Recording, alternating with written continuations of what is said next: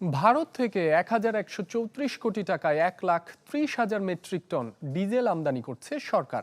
দেশটির আসাম রাজ্যের নুমালীগড় রিফাইনারি থেকে পাইপলাইনের মাধ্যমে এই জ্বালানি আসবে দিনাজপুরের পার্বতীপুরে।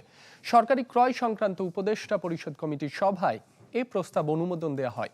এ সময় ৬৫০ কোটি টাকায় ভিয়েতনাম থেকে ১ লাখ টন আতপ চাল কেনার অনুমোদনও দেওয়া হয়। এদিন স্থানীয়ভাবে উন্মুক্ত দরপত্র পদ্ধতিতে ১০,০০০ টন চিনি, ১০,০০০ টন মসুর ডাল কেনার প্রস্তাবও অনুমোদন দেওয়া হয়, যাতে মোট ব্যয় ২১৩ কোটি টাকা। এছাড়া মরক্কো থেকে ৩০,০০০ টন টিএসপি সার আমদানির সিদ্ধান্ত হয়। ঢাকা চট্টগ্রাম মেট্রোপলিটন এলাকায় ট্রাক সেলের মাধ্যমে টিসিবির পণ্য বিক্রির নীতিগত অনুমোদনও দেওয়া হয়। কোনো ক্রমেই রোজার আগে হোক এবং রোজার সময় চলাকালীন ইভেন রোজার শেষ হওয়া পর্যন্ত আমরা ইনশিওর করি। এইটা একটার সাথে আমাদের সবচেয়ে বড় ইস্যু।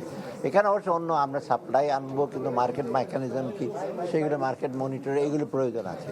শুধু আনলেই তো হবে না, এগুলো ঠিক সময় মতো ঠিকভাবে যায় কিনা সেটা নিশ্চিত করতে হবে।